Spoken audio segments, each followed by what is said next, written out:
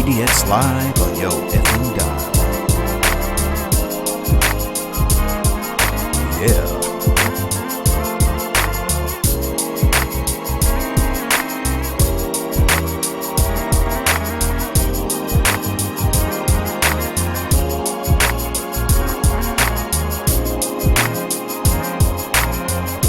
Tonight it's Turbulent Designs in Northern California.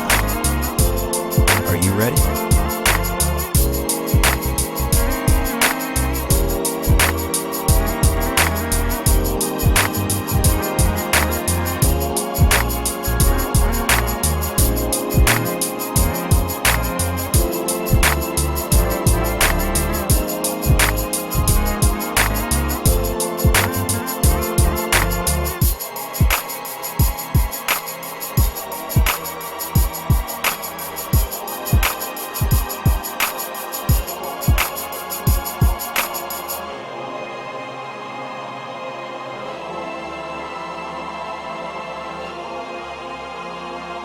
Oh, yeah.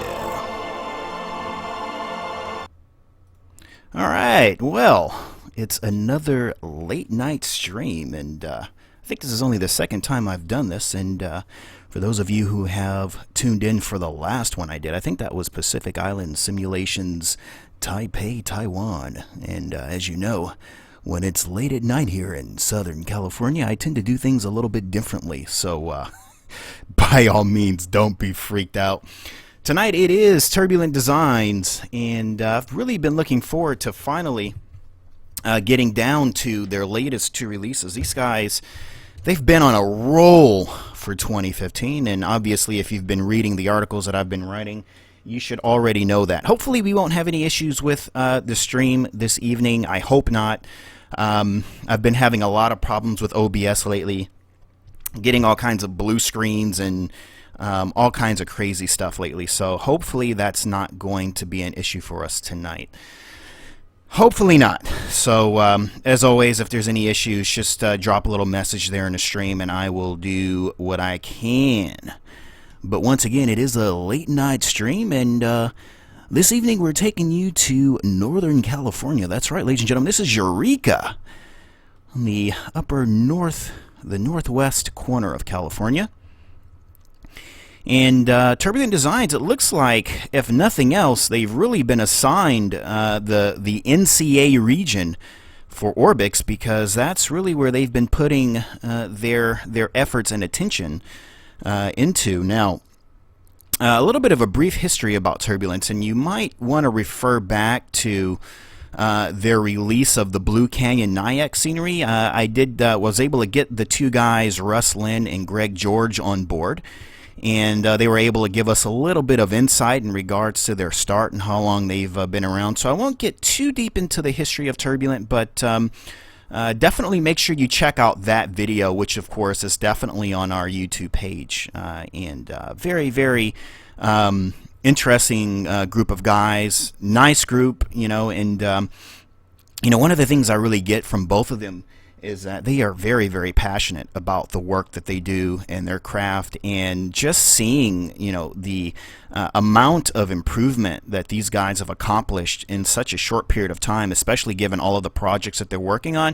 It's impressive. I am really impressed with what the guys are doing, and you know, they're on a like a nonstop freight train in terms of everything that they've announced and everything that they've done. So if we go back and take a look at the Blue Canyon Nyack scenery, one of the things that you'll know is that they released 3 airports for the price of 1. You get 3 airfields. You get the Blue Canyon Nyack airfield. You get the Gassner. I can never, I always drop a blank on that one.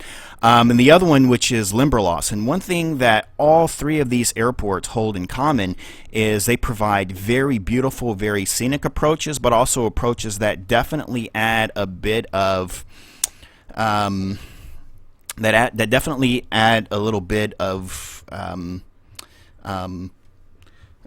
what's the word I'm looking for here? a bit of a challenging approach, if you will. So you have Gansner Airfield, which is down, situated in a valley that has sort of high elevation terrain on all sides. Limberlost, which I've had quite a bit of fun crashing and overshooting and running off the hill on that one. And Blue Canyon Nyack, which is not as complex, but definitely very scenic, which is sort of the way on up to Lake Tahoe. So very, very lovely. And then after that, this is really their, I guess you could, I don't know if we want to call it their second or third release. And the only reason why I say that is because they went on to work on this, and they went on to work on Friday Harbor. And Friday Harbor, at this point, is really their most extensive product to date, which covers the entire, what's the name of that island? Is it San Juan Island or something like that? I can't think of the name of it off the top of my head. There was one guy in the in TeamSpeak. We were doing a group flight, and he thought the scenery was in Puerto Rico, because I think the name of the island is San Juan Island or something to that effect. I know I'm probably not getting it right, but he thought it was in Puerto Rico. And was like, no, Orbix is not moving to Puerto Rico, not that I'm aware of. But they did that entire island, and it includes several airfields. And one of the things that Turbulent seems to be doing, and I don't know if this is going to be a permanent trend for Turbulent, but they seem to be releasing multiple airfields in these packages. So I think it's going to be really interesting to see, how far along they keep along that trend in the future. But you really are getting a lot for your money when you buy a Turbulent design scenery. And in the case of Murray Airfield that we have here, this also includes two separate airfields. So we have Murray, which is what we're sort of hovering around now, and a little bit off in the distance, which we will take a look, is a little airfield called Samoa Airfield, which is a small airstrip out on the peninsula, and we will wind up taking a look at that as well. So as far as the history of Turbulent, it all did start with the Blue Canyon Nyack project, but of course Greg and Russ they're definitely no stranger to flight simulation scenery design. They've worked on products for Orbix in the past. Off the top of my head, I think one of them might be Goheen, but I'm not sure. I think the guys, or at least one of them, worked on Goheen in the past. They were a part of a group of developers working or contracted with Orbix. That particular group, as it is, no longer works with Orbix. So basically, Greg and Russ had a choice to make. They could say, well, should we just get on out of this whole development field altogether, or maybe we should just go ahead and consider perhaps starting up our own little two-man development team and, going at it for ourselves. And that's exactly what they did. And, I never thought they would wind up joining forces with Orbix again, but it's a small community, and if nothing else, if it's one thing that I love to see is developers working together. And so at some point they decided, yes, they'll go ahead and sign up with Orbix again. And so far they have been nothing short of just, absolutely successful in everything that they have set out to do thus far. And these latest releases that we're taking a look at now is a wonderful testament to that. Now, one of the things that you may or may not know, depending on how much you follow Air Daily X, is the Turbulent Dynamic Duo, or now a Dynamic Trio, if you will. They've added another very highly talented, or is he talented, or is he any good at all? That's what we're going to find out today. James Crowther has joined the team, and I have to be honest, I don't know anything about James. Not really sure what his... I ran into that tree there, didn't I? Not sure what his background is in flight simulation, but he has introduced his first project for Turbulent, for the Turbulent team, and of course, subsequently for Orbix as well. And that's one of the questions we're going to be asking tonight, because we know that Turbulent is very talented. We know what we can expect from Turbulent Designs and their work. But this James guy, who is he, and is he any good? Does he know what he's doing? We're going to find out tonight. We're going to find out what James Crowther brings to the table. And naturally, I don't think Turbulent would be bringing anyone to the table unless they were good. So that must mean this James guy must be pretty good. Now, I can give you my verdict right now, but but I think it's more fun to head over to his very first work and let you all see for yourselves, which is, of course, the fun of live streaming. So, tonight on the live stream, on the late night show, we'll be taking a double dose of Starbucks Extra Espresso for a double shot of 2 different sceneries. And very, very excited about that. Now, already, after these releases, Turbulent has already announced another project in development, and that's Cloverdale. Is it Cloverdale? Let me go through my notes. Hang on. Yes, it is. Cloverdale, and that's another Northern California scenery.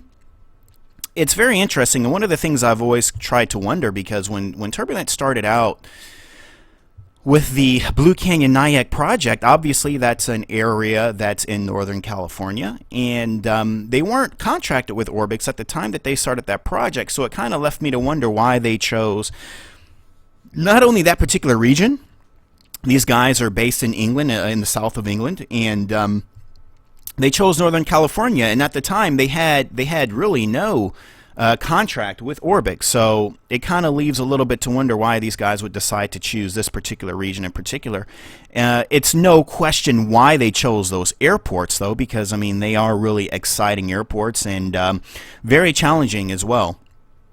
You know, I find that whenever I depart out of the Ganser airfield in a light aircraft, sometimes I have to spin a couple of circles in the valley before I have enough speed to get over the hills just to get out of there. And if I'm flying something fast, I find that it can be really tasking to bleed off all of the speed to ensure that, you know, I'm at the right approach speed, so I don't overshoot the runway there. So anything that makes me hold my breath on an approach or departure, for that matter, is a win-win in my book. So that's something they've definitely accomplished there. Now, in the case of Murray Airfield, I believe this was a project that was originally on the original Orbix list for Northern California airports. As a matter of fact, I remember John, and you know, there's a reason why Orbix doesn't do this anymore, but John had released this huge, extensive list of airports that were initially planned for Northern California.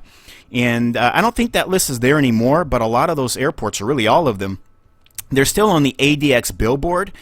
So if you head over to the billboard, and I know it hasn't been updated in a while, there's a reader down in Australia who's helping me update that billboard as we speak. But those airports are still there, and I didn't remove those airports only because there is still a chance that those airports might still be done. But there's a reason why, you know, they don't release these large lists anymore, because Orbix is pretty much about as much of a publisher as Aerosoft is.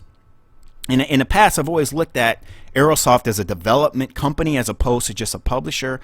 And really, Orbix is a publisher. You know, they contract different developers to do different projects, and when those contracts run up, they either renew for new projects or they don't. Maybe the developers move on to other things. For example, Lars from 29 Palms did a number of really amazing projects for Orbix, and now they're more focusing on some of their other projects. But I think they still have some stuff coming under the Orbix brand as well, if I'm not mistaken. So, but that's how it happens.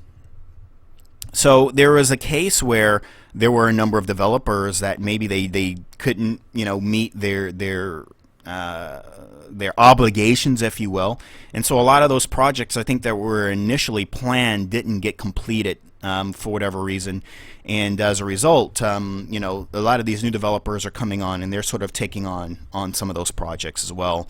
So in the case with Turbulent joining Orbix, I think they had an excellent opportunity to go in and start furnishing some of the list of airports that were initially announced. And we don't really see that anymore, because you just never know what's going to happen, and you don't want to tell someone, hey, this is coming along, and then it doesn't happen, and people are like, oh, I was really looking forward to that airport. So Orbix doesn't do that much anymore, but what they are doing is going in and still trying to find ways to get a lot of these projects that were announced done. And you know, this region that we're in here now in Northern California, up on the northern west coast, is definitely one of them. And one of the things I'm going to have to do is head up to a very high elevation, because one of the things that's really incredible about this whole area is the photoreal scenery, which is spectacular, especially for if you're approaching in an airplane. It's really, really well done.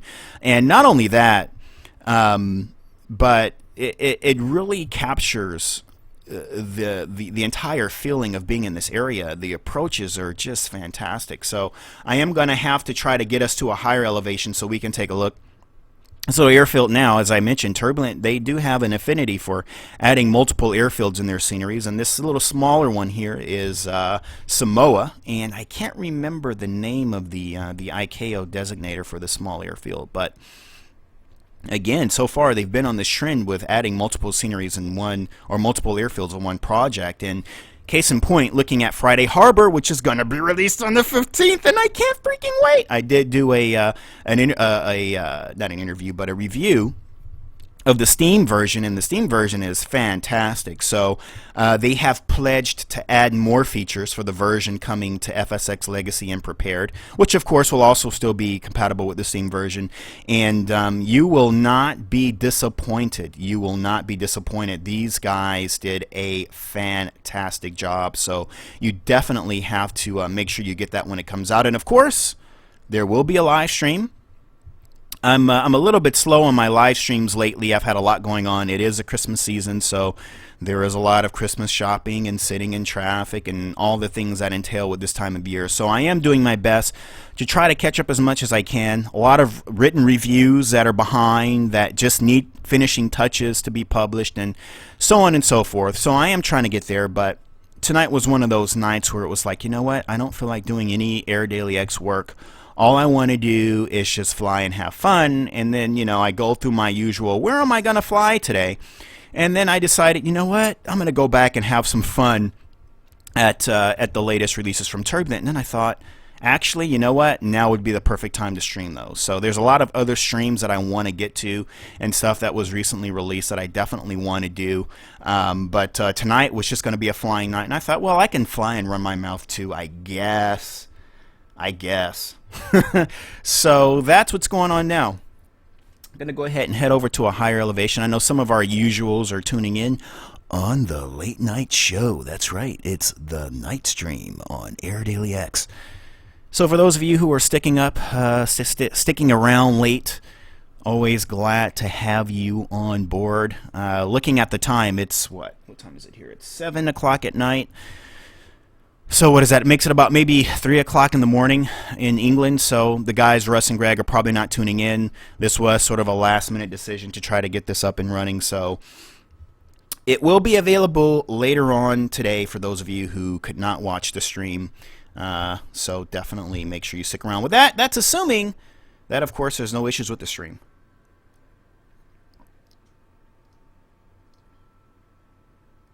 And I see there's a new viewer that I haven't seen before, Mr. Lightsmall. Welcome aboard. Make sure you subscribe. And his question is, hello everyone, is this the Murray Airfield add-on? Yes, it is.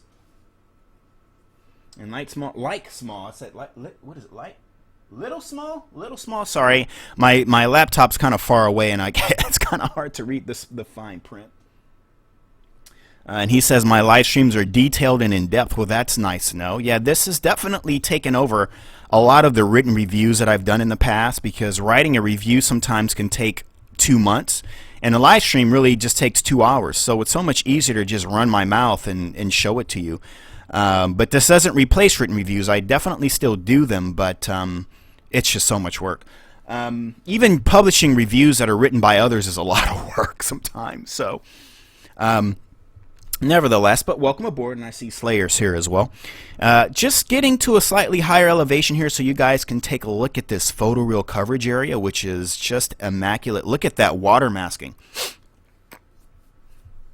And I know that it may not look like it, but all of this is water mask. Even in these areas here, if you can follow my mouse, that is all water mask. So if you get close enough to the water, you actually see it moving, and you see the waves sort of moving among it. So, I mean, this could not have been an easy water masking task to do. And for those of you who don't know what that term water masking means, it basically means that when you buy this photoreal imagery, it basically comes with the water and everything included on it, on the satellite image. So what the developers have to do is they have to take that huge image, that highly detailed image, put it in Photoshop, and I guess they do it in sections. And then they have to go in and remove the photoreal water out. so that when you're in the simulator, you actually see the flight simulator water instead of the photoreal water. Because if you don't do that, it winds up looking very, very unrealistic. And back in the day, developers would get away with just putting a full photoreal image with just the photoreal water on it, and I would smack them on the hand, I tell you what, because that is not acceptable. So the developers, they have to spend a lot of time. Ooh, my windows are fogging up. Look at that. As I get higher into the sky, my windows fog. I won't worry about it. I have to go in the virtual cockpit and disable that feature, or just turn on my window heat. But anyway, yeah, you can see here, this is all completely water masked. So if you want to go down there in a little boat or a little float plane, you can actually land in that. It is fully water masked, so very nicely done. Not an easy thing to do. Well, I won't say it's not easy, but it's not simple. It requires a lot of work. It requires a lot of work, and it's very detailed. Every single little hole, like you see, there's lots of little holes and like little tree branches kind of extending through that. It's all completely water masked. Oh no, I let my nose dip too far, and now I'm gonna crash. No, please don't. Come on, recover.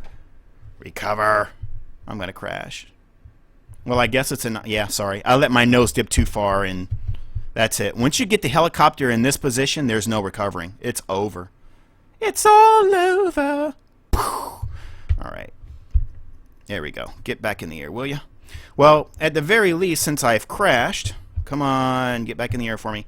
Since I've crashed, we can actually take a minute and hover over some of that water masking, just so you can get an idea of that crap that I'm talking about up close and personal. So I'm going to try to get a little bit closer to some of that water masking, just so you can see it in detail. And what is a stream? What is an Air Daily X live stream without a crash? So I'm happy to have gotten that out of the way. And by the way, this is the Milviz Augusta AW109. It was a collaboration between Milviz and Nimeth Designs. And previously, I have to let the scenery catch up now so it can get a little bit, so that the resolution can come back. So just give that a minute. I'll probably have to put us into a hover here for a minute while the computer catches up. This helicopter was a joint collaboration between the two, and then at some point, I guess Milviz just decided to purchase the rights and sell them directly. So I don't think you can find this from Nimeth anymore, but you can find it from Milviz. And this is an older add-on. This has been around for a couple of years, but one of my favorite helicopters. I love it. So you can see here in a lot of these little holes and whatnot, you can see there is water masking there. And in fact, I wonder if you can land. I think you can still land on this. So you can see the water that's rippling in. That's the water masking. So you can see that's a lot of work. From the sky, they look like really small holes, and you get closer to it, and you really get much more of an idea of you know, just how much work this is. It's very thorough. Oh, this is kind of landable. In real life, what you're really looking at, this is kind of a marshland, more or less. So it's probably a wildlife preservation area, and really more of a marsh. So you probably don't want to take your boat up here because you'll get stuck. But yeah, this is sort of like a marshland here. But you can see that that water masking in it. It's very well done. And yeah, so my favorite approach is coming in over the ocean. I like to approach over the Pacific because I like flying in over this photoreal area, and I wind up looking to the left and to the right more than I do to 12 o'clock because it really is realistic watching this stuff sort of pass by underneath you as you make that approach. But the approach coming in from the opposite side of the runway is nice as well. You've got this terrain on the opposite end, and if you pull your charts, you'll see it's a very cool and unique approach coming in as well from both sides, really. So what Turbulent has nailed down in this particular scenery, again, is just another really, really lovely approach. Very scenic, and of course, when it comes to their texturing methods and their ability to create the atmosphere of the airport, it's well done the way it always is. So these guys are like my new favorite team, which is now a party of 3, and they keep getting better and better. And I honestly don't know how they do it. How they, they're announcing so many of these projects and they're delivering. It's not that they're just like, I know there are some developers out there where they just announce, and it's like, oh my God, when are you gonna freaking release something? Shit. But that's not the case with Turbulent. I mean, they make an announcement and there's like a release like in a month. I mean, that's just how fast these guys are moving along. So, it's like, Coronado. I know a lot of people don't like Coronado stuff, but it's like it gives me something new to look forward to every time. So very, very well done here. And so here is Murray.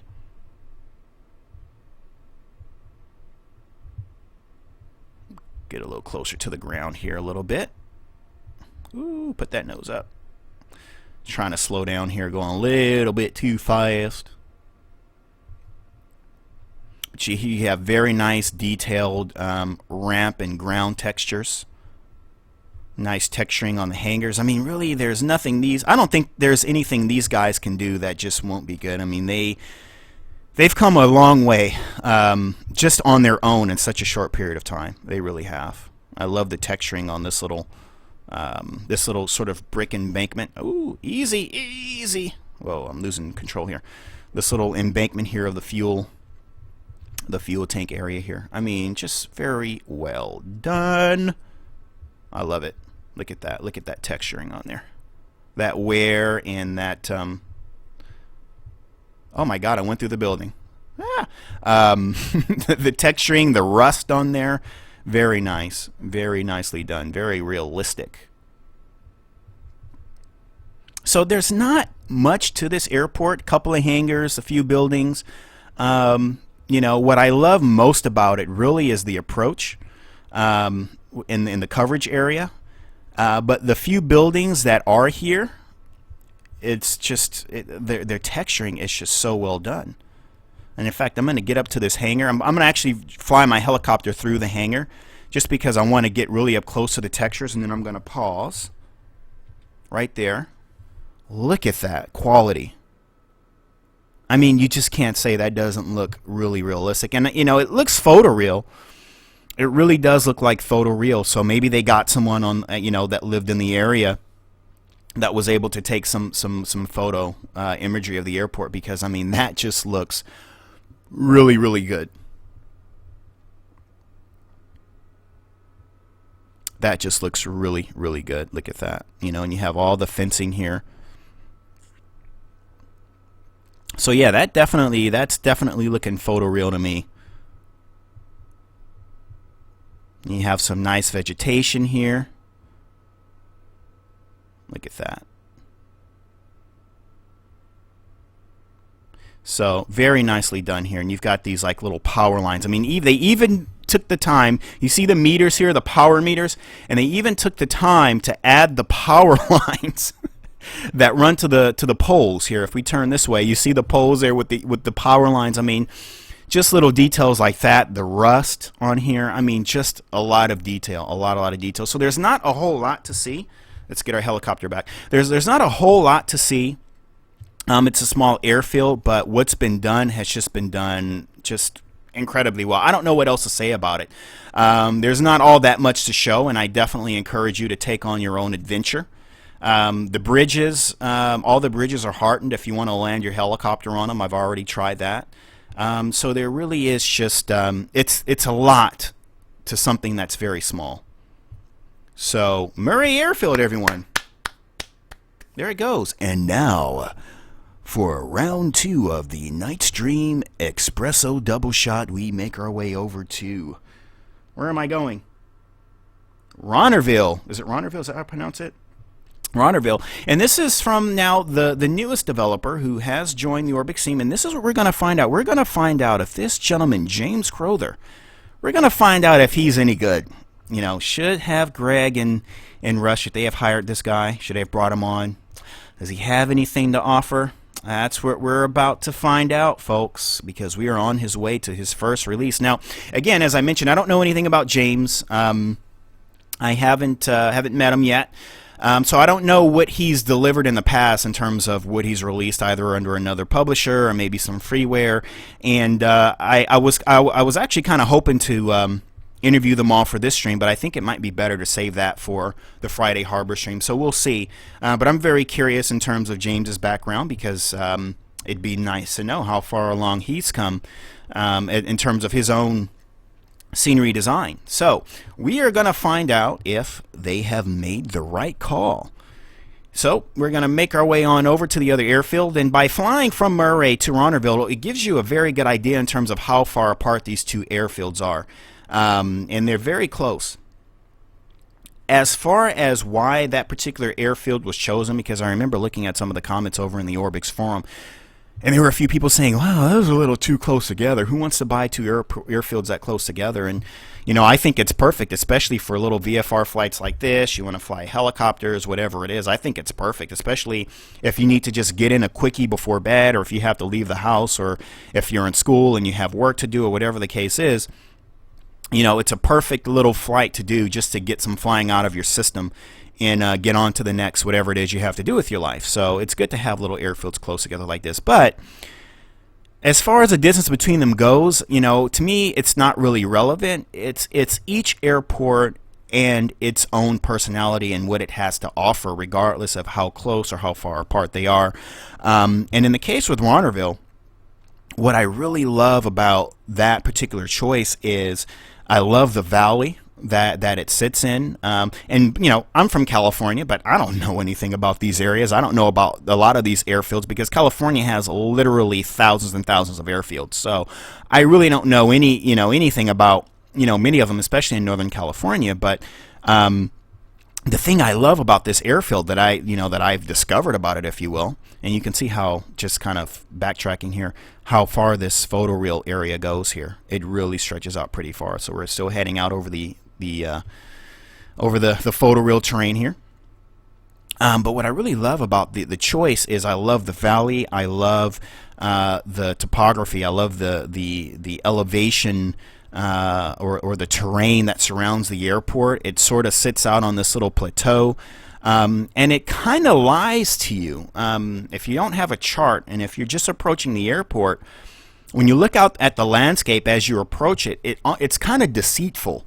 It doesn't look like it's elevated, and not only is it elevated, but there's also hills that are kind of above it that don't really look like they're above it until you're on the ground. It's weird to explain, but you'll see it as we get close to it, and it'll kind of give you an idea. Because when I first went, the first thing I did was grab my helicopter and fly around the way I always do.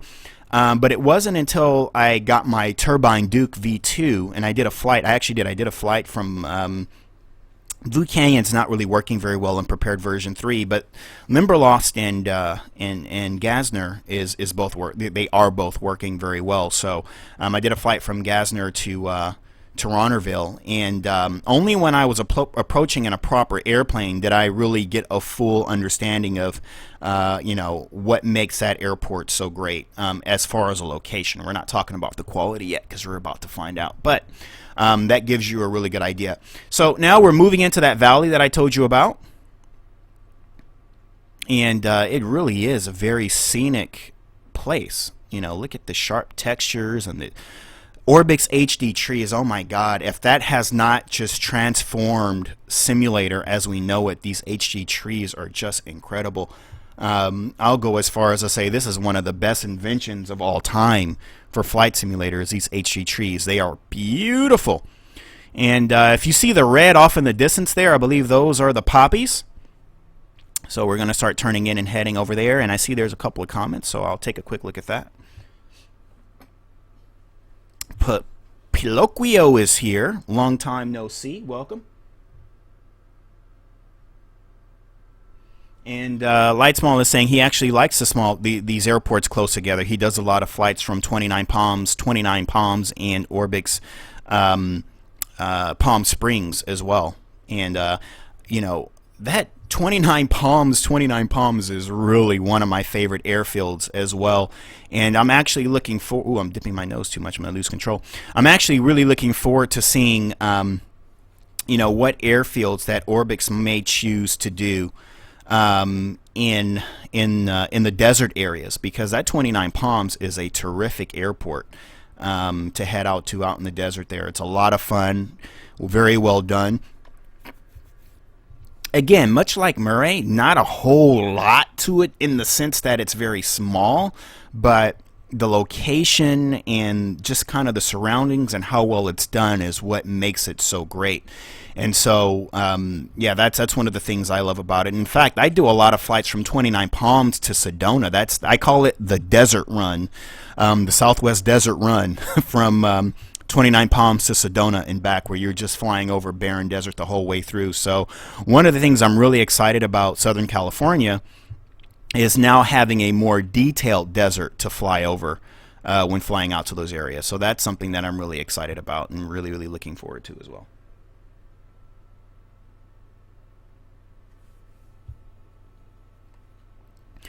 Just enjoying some of the scenery here, flying over this little valley. Very, very lovely. We kind of have this light mist, low visibility down to 10 miles.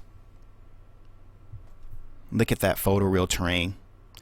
And it's almost as if both of these airports are one project, kind of like one big scenery, just in the sense that it's really seamless, the photoreal between the two areas. And you can follow this little stream here, and I've already done that in a helicopter. You can follow this all the way out and over into Murray, which is nice. If you like to get down on the deck with a jet or something like that, you can kind of do both. Okay, so here it is, Rhonerville. And as I mentioned, you can see here it sits up on kind of a plateau. And when you're on an approach, it's not that obvious until you get close to it and you see the hill of trees. But one of the things, and I'm kind of going to bring us into a little bit of a hover here, but one of the things that I say where the terrain is deceitful is this terrain that's directly below us actually rises above the airfield. And it doesn't look like it from this point of view. It almost looks like it's just flat. But we're going to go ahead and descend now. And you'll see here where the terrain does arise a little bit above the airfield. All right, hang on. Feet on the rudder pedals, please. Speaking of rudder pedals, my MFG crosswinds are in the mail. Oh my God, I'm going to fall in love. So the deal with that was the wife insisted on buying them instead of me because she wanted me to open them for Christmas. So I won't be able to play with them until Christmas, depending on whenever they arrive. But I am so excited for those crosswinds. Oh, it's going to be awesome. And yes, there will be a little unboxing for them and everything. So we're super excited about that. And special thanks also to my very, very good friend Jordan King. All right, so now that we're on the ground, not on the ground yet. Actually, let me put the gear down, and we can actually go on the ground here.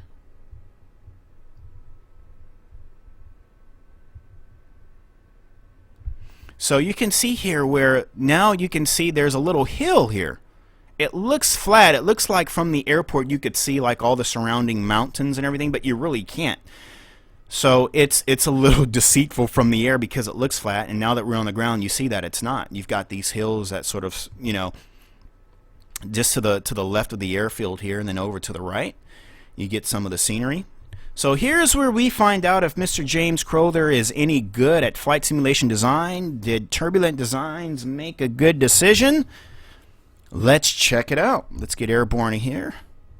Already, I can tell you the ground texture's looking very, very good. Wait, what's going on with my voice? This is supposed to be the night stream. I'm supposed to be doing the Barry White. Yeah. Baby, come home. It's cold outside. All right, so let's take a look here. We've got some nice vegetation here. And again, I don't know too much about this airport or this little airfield here. This looks like a trademark Jared Marshall aircraft here. Recognize this bad boy from Reading. Or it might not be. I don't know. It looks like it is, but I could be wrong, so I should actually take that back. It looks like it could be, but I know sometimes the Orbic skies, they share amongst each other, which is very nice. So here we have, I don't even know what this building is. I should have probably done some research, but like I said, I decided last minute to come and show it off. All right, so if I start giving some grades here, the vegetation gets an A+, ground textures A+, Take a look at some of these buildings here. Very nicely done. I love these trees. The trees, the vegetation, all very nice. Don't hit the building! Ah! In fact, hang on. Let me pause and slew here for a second. Oh, wait a minute. Ah. You know what I should do is, instead of pausing, let's do this. Oops. Sorry about that. I came off that a little bit too fast.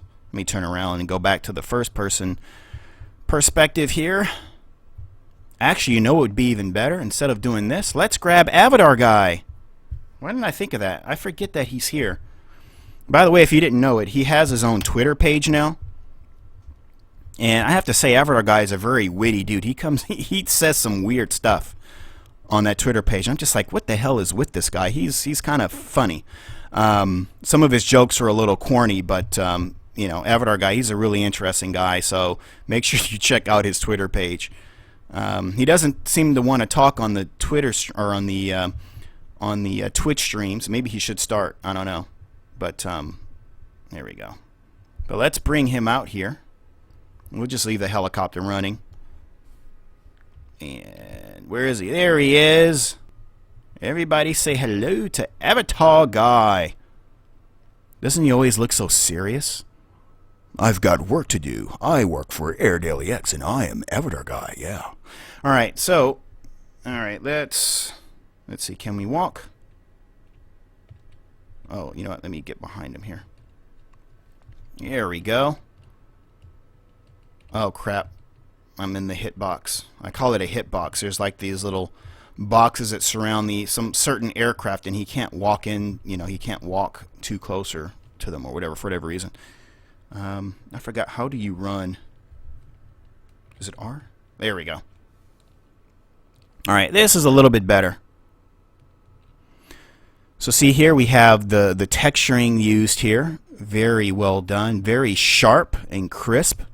And like I said, I love these. The vegetation here is very nice as well. I love the vegetation. Take a look at the building textures here. You got these nice little cracks and the way the paint was done in the building or on the building. The wood looks very wooden. So I don't know anything about this James, but I can tell you right now the guy is very, very talented.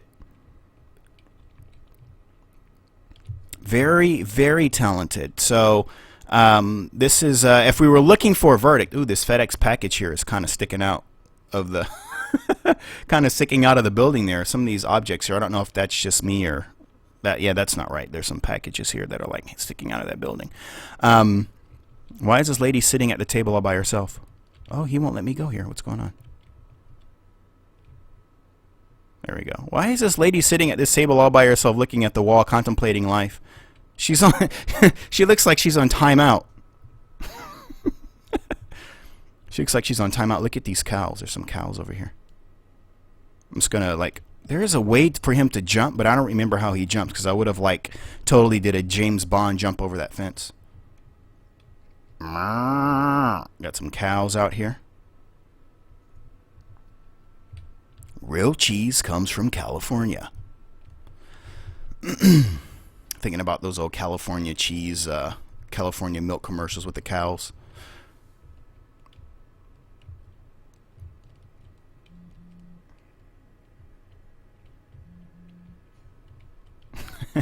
Yes, you know what? Avatar Guy should be more interactive with his environment. Go tip the cows over.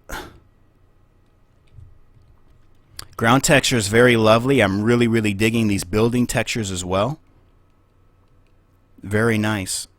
Turbulent, I'm telling you, these guys are going to be a force to reckon with. I mean, if you just look at what, there's a helicopter out there.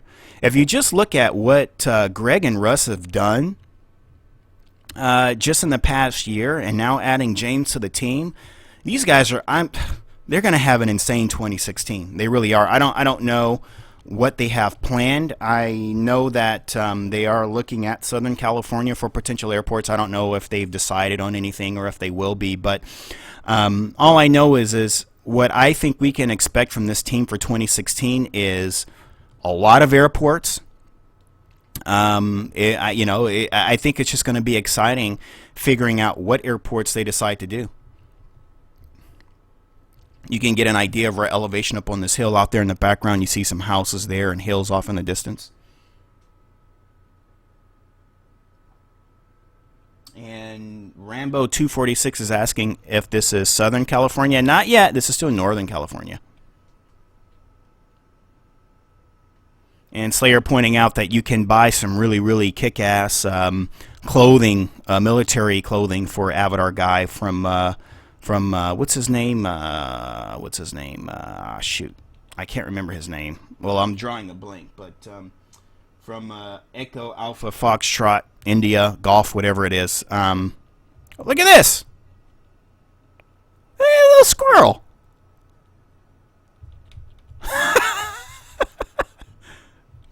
Look at this little guy.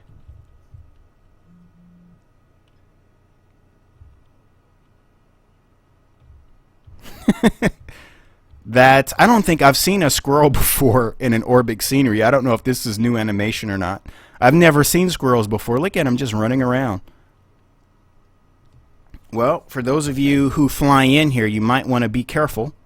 You don't want to run this guy over. Look at him there, just hippity hop.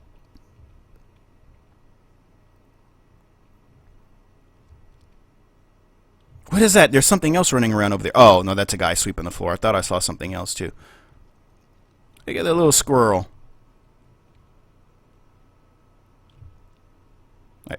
You know, that's the great thing, I think, about all Orbic sceneries is, you know, little things like that. These little animations that just sort of go on in the background. Certain little things that you probably would never even know were there. What is he doing? He's reading a manual. Just little things that you probably would never even know that were there. Take a look at this area. I notice here, this area is like the weeds here are kind of dead. And the time in season, by the way, is set for summer. But it's interesting, right in this area, these weeds are like, the vegetation's dead, and then you get over here and there's live vegetation. I wonder what happened here, that all this is kind of dead. Very interesting.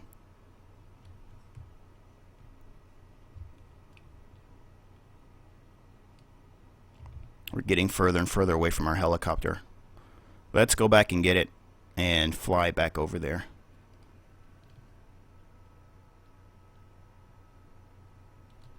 I see another newcomer, FS Airways, joining us. I don't think I've seen that name before. Dino Catino, thank you. I don't know why I drew a blank on Dino, but Dino has been infamous for delivering a lot of awesome freeware stuff for us over the years. And they released, I think, is their first payware for Prepared. What is it, the F-35? Haven't gotten it yet myself. I want the VTOL version. That's the one that I really want. That one's going to be a lot of fun. Joint Strike Fighter.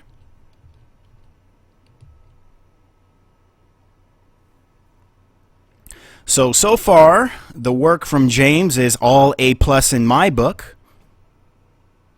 But of course, I don't speak for you folks. Can I get back in yet? Nope, not close enough.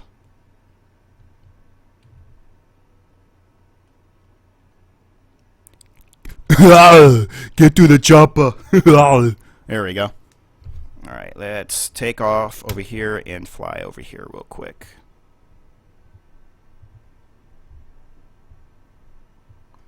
Da-dum, da-dum, do.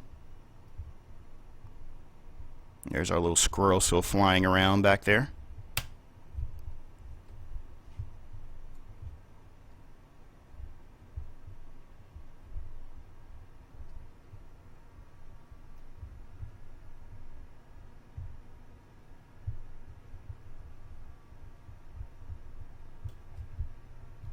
That was some like super crazy stunt flying there I just did.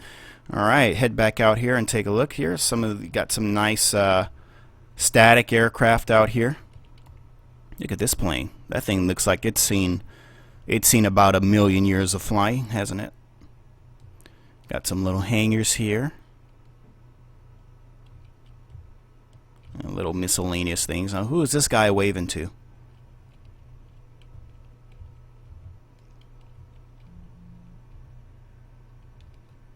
crap, am I stuck? What the hell? Get back out here, Avatar. I'm trying to figure out. There's some weird things going on with people flow. You got the one lady sitting there by herself. This guy is like, he looks like he's directing a band. Okay, so here's what you're going to do. I'm going to take my hand and, well, wait a minute. Yeah, I'm going to look at my clipboard, wave my hand and say hello, and then, you know, wave my hand over there, and that's pretty much what I'm doing here. No, nothing else, really. All right. Oh, that's so weird. Look at that. Moonwalk. Doom, doom, doom, doom, doom, doom. Okay, I got to get out of this. Come on. Get out. There we go. Nice fuel station there. Uh-oh. Are these cones float? Ooh, we got some floating cones over here. I wonder if it's... Well, you know, let me just put it this way. This is not a prepared version 3 installer for this project, so I'll just go ahead and give us a little disclaimer that if there is anything that doesn't look right, it could be because this is not, you know, meant for version 3 because it's not an official V3 install yet. So just a little bit of a disclaimer there just in case. So we did see a couple of little weird things going on there, and that could be the reason for it. And just like with with Murray, you see here you have the meter box there and the power line running up through it. These guys really do put a lot of focus in detail. They really do. This is just looking all spectacular. I am really impressed with everything that I see here. The shadows and the building textures, everything. Look at that. There's a payphone. Do payphones still exist? When's the last time anyone's seen a payphone? The last time I think I've seen a payphone, I was in London. Like they still have those old payphones. I think they're getting rid of them now, though. It's got this lad here on his bicycle who's maybe looking for some planes to come in. Oh, this guy has a camera. Look at that. Even the code box to drive into the airfield. Look at that. To open the gate. This guy looks like he's spotting. He's got his little camera there. You think he wants to take my picture?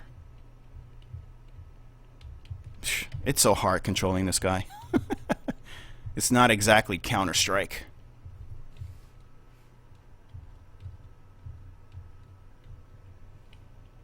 What is this? Slayer says you need a wall hack. Let's see here. Yeah, I love the vegetation here. Look at that. The fences. I'm telling you, Turbulent in 2016, insane.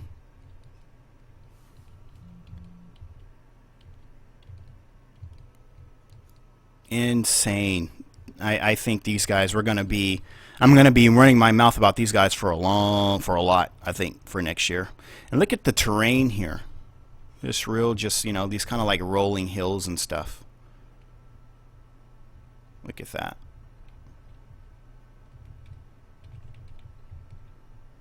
I'm kind of running through the fence here, but I guess that's alright. Look at that. You get like a nice little view coming around on this end there. Look at that view out there. Very nice. Very nice. Lots of pipes and stuff. I wonder what all these pipes are for. Looks like a crap load of pipes out here.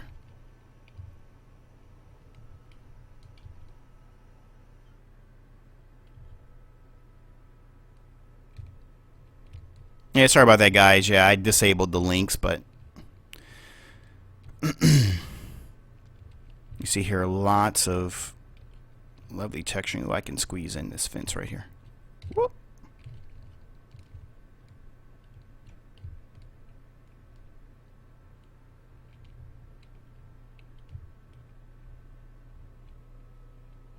Yeah, I really like the way the buildings here are textured. With texture baking, shadow baking. Oh, one more disclaimer. There is something weird about Avatar Guy. And this only happens in Avatar mode where certain third-party objects will do this flickering. You see all these flickering textures here? That is only because of Avatar Guy mode. And some of you who use Prepared, it does that. I don't know why. It only seems to do that with certain sceneries. I've seen it do it with default sceneries as well. Oh, she's hot. Hello. What's your name? Yeah, it seems to only do that with certain sceneries for some reason, so just kind of an FYI. That's nothing to do with this scenery here. It definitely is something to do with Avatar Guy mode, so just keep that in mind. This FedEx tube. I've never known FedEx tubes to be that big in comparison to a person. There's something big in there. Oh, there we go. Look at that. I hit another wall. Ah, don't get stuck. I'm too far away from my helicopter. If I get stuck, I can't get back. So let's see if we can get out. Holy crap. How is it that I can get into this mess, but I can't get out? There we go. She's just walking around in circles. Oh, shoot. I'm stuck again. Ah, there we go. I like these static aircraft. A lot of time and effort put in there. This guy's doing some maintenance work on this Cessna.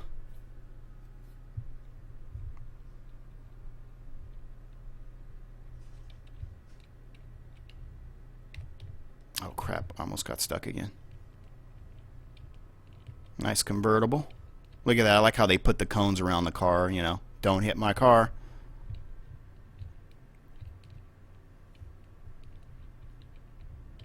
This guy's sweeping up some mess over here. Look at those dirty arms. Wow. A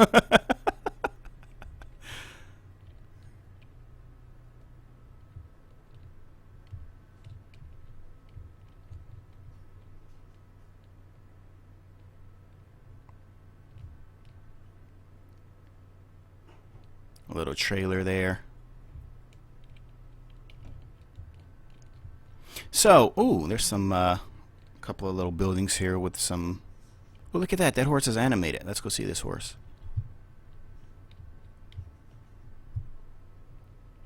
Mr. Ed.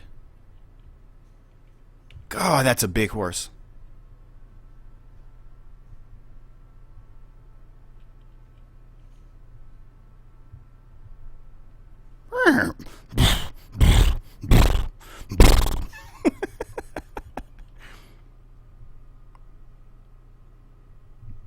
Some, what do they call that? Nature flow or animal flow? I forgot what they call it. Pretty cool. Those cows didn't seem to be animated, but maybe it's a control panel thing. Because I know Fair Oaks, Orbix Fair Oaks scenery, I think the cows are animated over there, but I could be wrong. I'll check this out. You got this little axe here.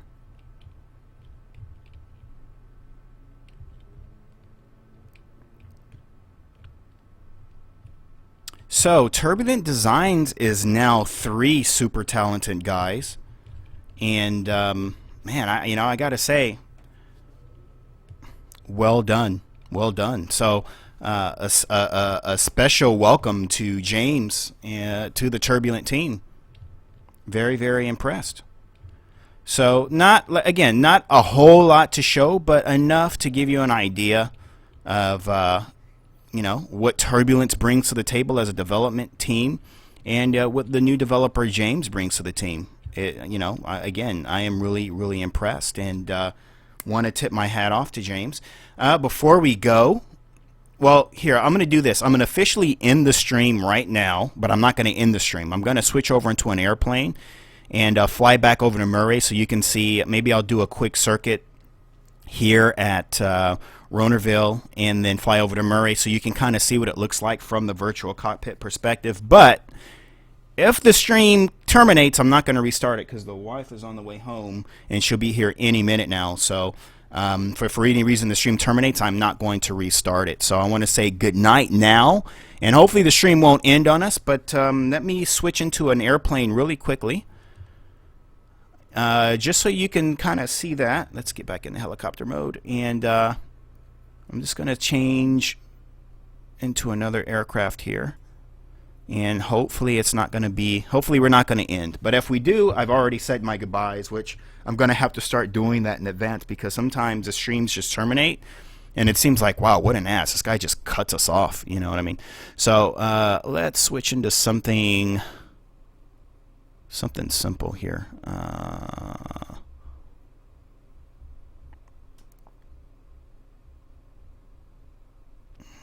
let's see here. Something small, short, and sweet. I know what we'll get. We'll get my Technum. Let me see. Where's my Technum? I'll jump in that. Technum ST. Technum Sierra. No, I want Technum Eaglet. Where's my Eaglet? That's a Sierra. Where's my Eaglet? Okay, let's do this. Publisher. Ants Airplanes.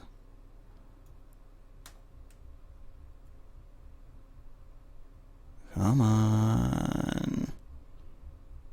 I have so many aircraft in my library that it takes it 3 full minutes before I can get anything. Where's Ants? Oh, there it is. Okay, Ants. That's the Sea Sky. No, we don't want that. We want the Eaglet EFIS. That'll work. All right. Fingers crossed. Whoo, we're still here.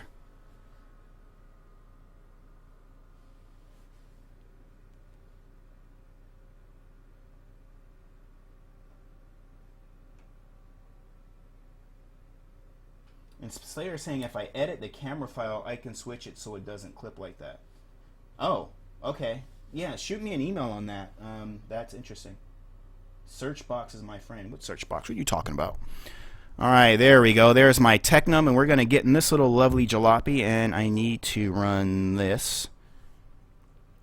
So give me a second. Where's my tracker? There he is. There's my half antler. Okay, hang on just a minute. And pause. Damn it. There we go. Alright, let's go back into flying mode. There we go. And full screen. Alright, there we go. Now let's get into the virtual cockpit.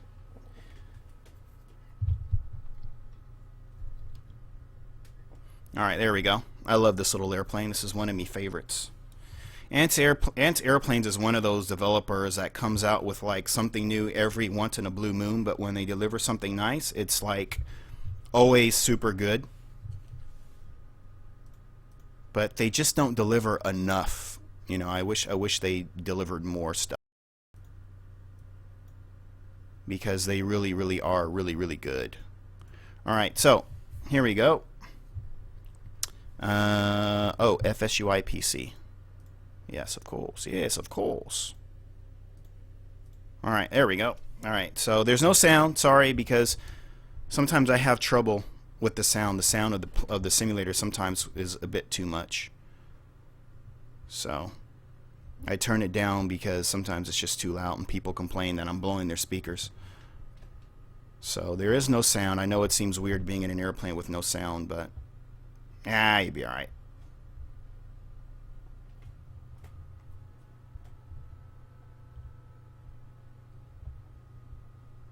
So this kind of gives you an idea of how things look from the virtual cockpit, which is how most of you will be spending your time, probably not running around with the avatar. But this gives you a really good idea. Look at those hills on both sides, and this hill here. But once you're in the air, you don't really see it, which is like a trip. But as far as the destination is, I mean, it's really very scenic area. Ooh, tap those toe brakes. One of the things I love about this airplane is the flight dynamics. All right. I don't even know if my lights are on. I'm just going to hit the L key. All right. I'll fly one quick circuit so you can see the approach, and then we're going to fly over to Murray, do one approach into that before I end the late night stream. Yeah. Okay, here we go.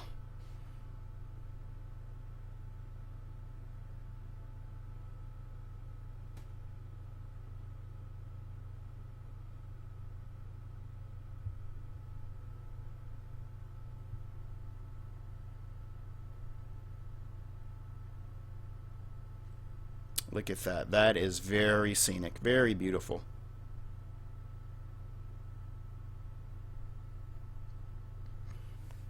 So you're kind of up here, elevated above this little valley. I put my flaps up, and you know, you have this very nice approach on really on both sides, to be honest. You can see, and there's the hill behind us. So you're up on a hill, but then the hill is still like a little bit above the airplane, which is kind of a trip.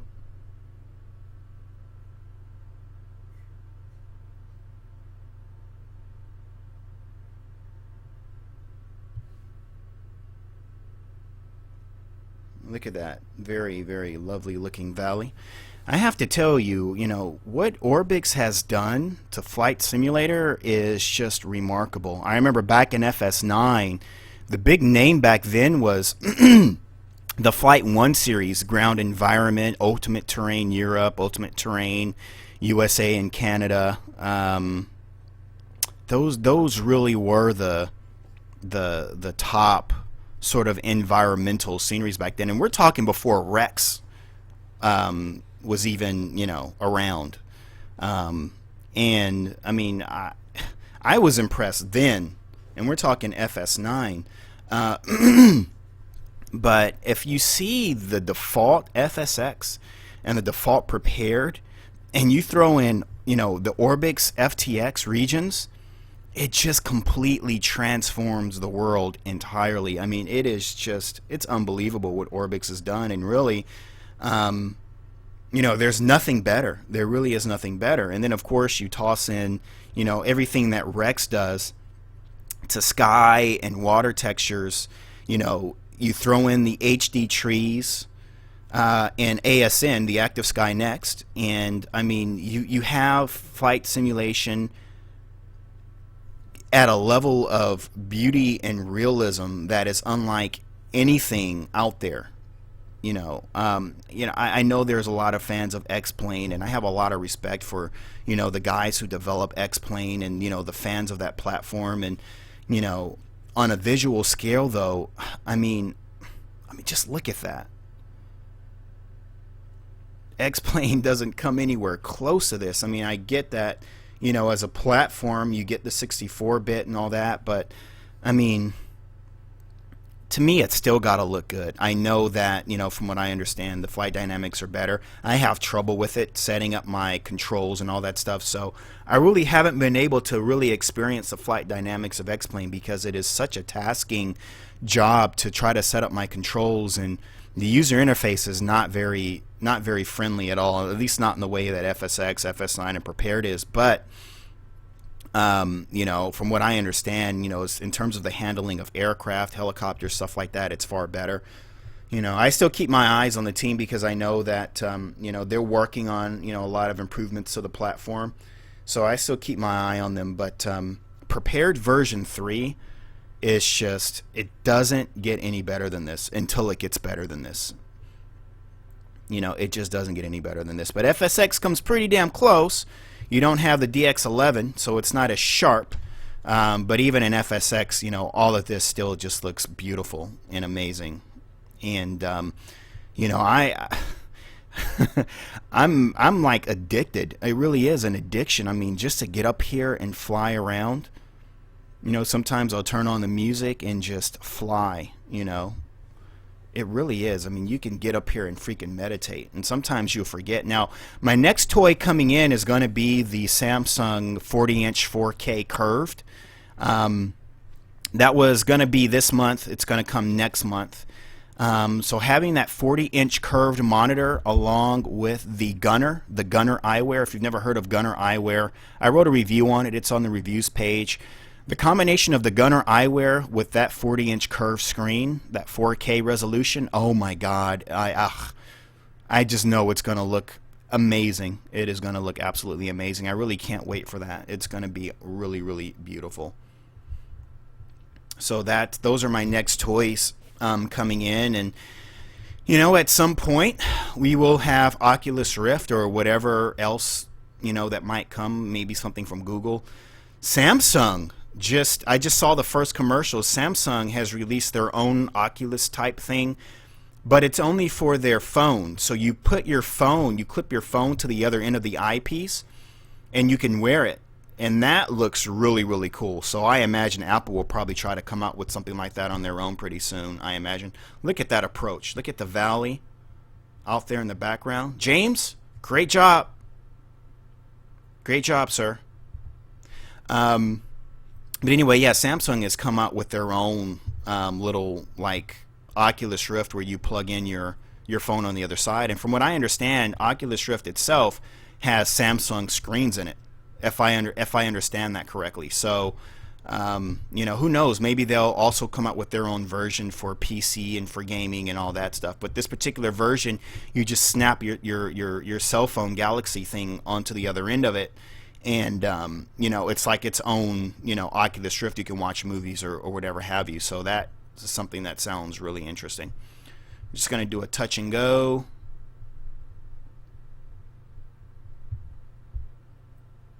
There it is. And full power. A little bit of flap there. And we're off. And we'll head back over to Murray.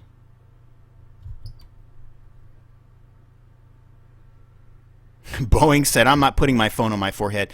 No, I think it's okay as long as you put on, what do you call that, like airplane mode where it's not sending or receiving a signal. I guess that would be okay. Yeah, I'm like you. I never put my phone up to my head, not ever.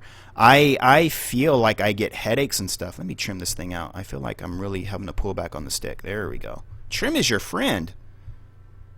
There we go. Now I can take my hand off the controls. I think it's okay to put your phone up to your head as long as, as long as you're in airplane mode.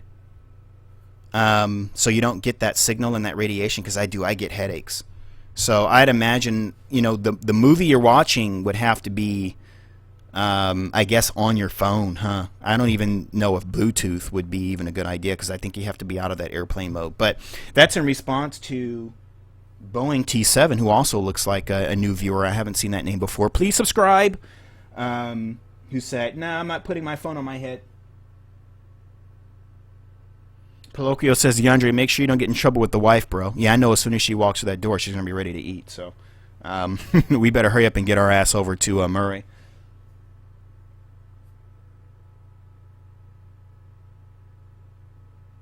Slayer says, referring to the guy, the mechanic, in the hangar back there, he says, the Cessna mechanic with the guys in his pockets. I don't trust him. It's really fun sometimes watching people flow.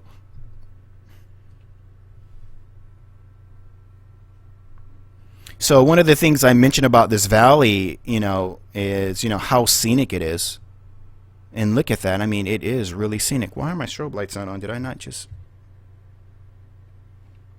I don't see my strobe lights flashing here. Where's my strobe lights? Oh, it says it's on, but I don't see it doing nothing. Oh, I don't know. Pretty soon, I'm going to be getting our group flights together again. For those who are using Prepared version 3, as you may or may not know, we do have the server up and running for, group flights, whatever you want to do. Just have fun with the gang. I'm kind of thinking about maybe trying to resurrect the PNW Flying Club. There used to be a PNW Flying Club over at Orbix. And the meetup place was always Bowerman.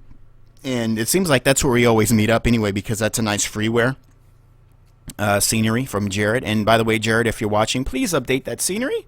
But anyway, so I'm thinking about maybe just like kind of resurrecting the Pacific Northwest Flying Club and putting some dates up on the calendar. And basically what we do is we just put a bunch of, whoever wants to do a flight plan will put together a flight plan, and we all go up and fly and maybe do formations or goof around. It's very friendly and no VATSIM type stuff, where every now and then we'll do like someone will volunteer to be a controller for some of the larger airfields.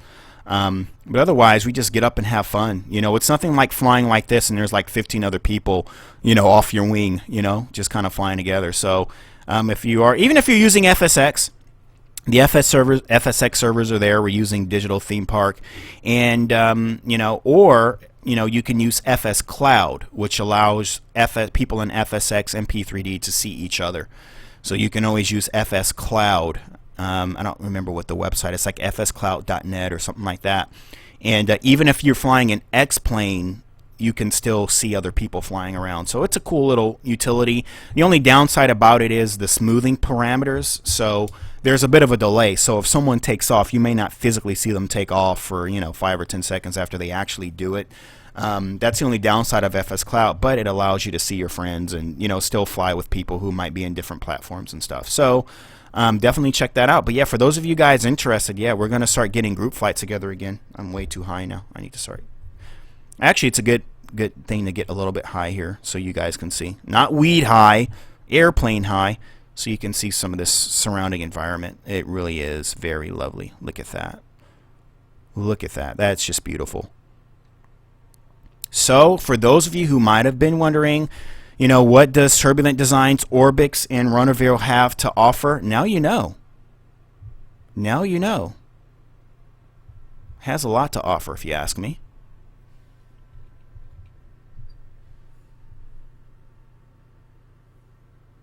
And of course, you see for yourself.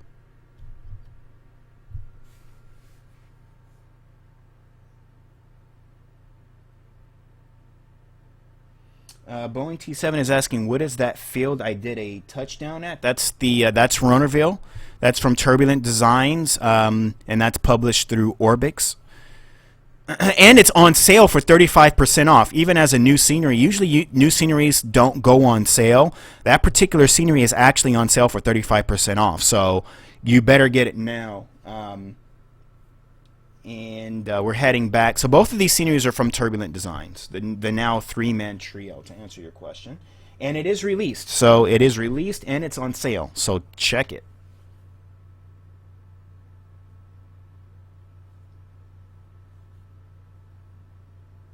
And Slayer says he's been using the P3D V3 server for a couple of weeks and to say thanks to Jetline. This part of the stream is brought to you by Jetline Systems. Systems, really? Let's try that again. Go back to the commercial voice. This part of the stream is brought to you by Jetline Systems, introducing the new P3D VT. Shit, let's try that again. This part of the stream is brought to you by Jetline. Cut. Let's try that one more time. This part of the stream is brought to you by Jetline Systems, introducing the new P3D V3 multiplayer server, now online at Digital Theme Park. For more information, visit airdailyx.net. There we go. Yay! All right, let's see. Where is Murray? Look at that. Look at that. That water masking in that photo reel just looks beautiful.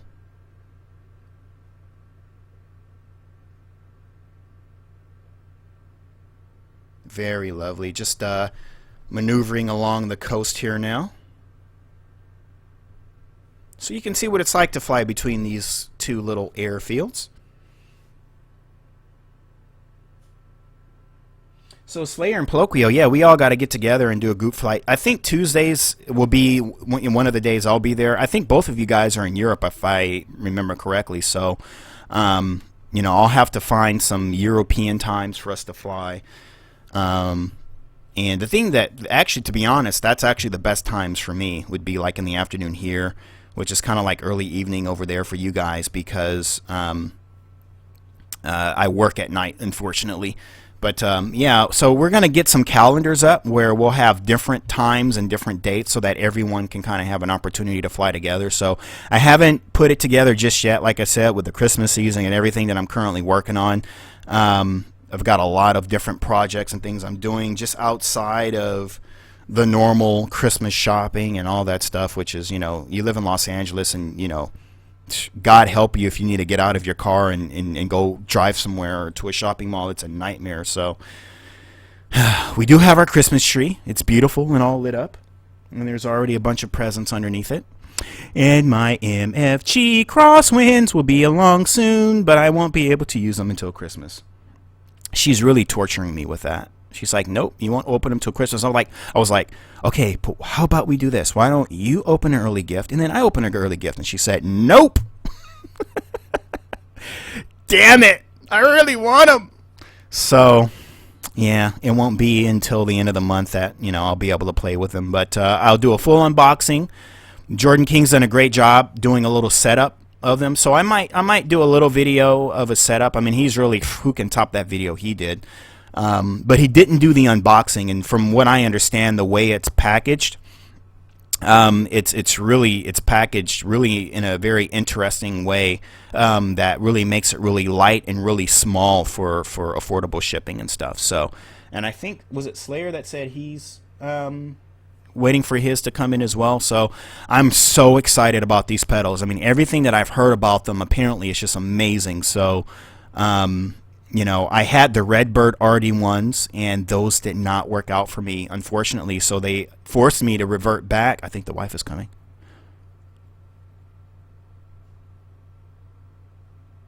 They forced me to revert back to the Cytex, and my Cytex are just, they are not doing it for me. They really aren't doing it for me. They're just not doing it for me. So and apparently these these MFGs are like really like super like adjustable, and you can really customize them to your own to your own, the way how you want it to feel. And I like really stiff rudder pedals. I've had time in level D simulators, most notably the Gulfstream G 550 simulator, and I got to tell you, the rudder pedals, like the rudder, you really feel the hydraulics. Because I think the 550 and 450, they are not fly-by-wire. And Ed, who's my instructor, that's the guy who takes me out jetpack flying, and he also did a nice simulator at Flight SimCon, and he'll be back at Flight SimCon again this year. He's flown for United and a bunch of other airlines, but now he flies the G550. And so he took me over to the Level D simulators, and he threw an engine failure at me on takeoff. He just threw an engine failure up right as I rotated, and oh my God! Number one, I almost shit my pants. Number two, the weight and the feeling of the rudder is just insane. I mean, I had to put all of my like leg power to push the rudder to the floor, and then while doing that, because he did not act as a co-pilot for me, he really made me do all the work. So while I'm trying to fly the plane, keep us on course, that full left rudder, and then also doing the trim all at once. So I've got one hand on the rudder, one hand's on the trim in the center console, or one hand's on the yoke, and one hand's it's trimming the aircraft out, which really your co-pilot would do that for you. Your first officer would be doing that, but I'm doing that while trying to keep. And then I've got my full force of my foot, and I mean the strength and the feeling of it. For a minute there, I forgot that this wasn't real, and I really almost started to freak out a little bit because of just how realistic it is. So my goal really is to have my simulator at home as realistic as the simulator, the Level D simulator, which of course is as real as the actual airplane. I mean, so that's why I'm looking forward to these MFG crosswinds. The Cytex are really plasticky, and they don't offer me any resistance at all. I don't really get any real resistance from these pedals at all. So I'm really looking forward to these MFGs of giving me, that feeling of stiffness, and and like I said, everything that I've heard about them is just phenomenal. So I'm like a little girl. As a matter of fact, so I will be streaming them bad boys for sure. So look forward to that coming up soon. The wife is on her way in, so get down, because it's time to bring this puppy to a halt.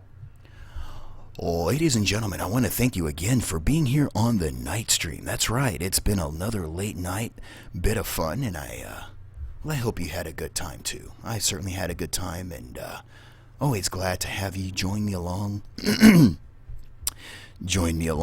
Along for the late night stream, and the lady is on her way into the house, and we certainly don't want her to hear me talking like this when she walks through the door. So I want to thank you all once more, and congratulations to Turbulent Designs and their newest member, Mr. Crowther for a just fascinating job with his first scenery, and James, we're looking forward to a lot more from you in the future. As far as the rest of Turbulent Designs, excellent job with Murray and Samoa, and we're looking forward to Friday Harbor and Cloverdale. Ladies and gentlemen, thank you. And I hear footsteps.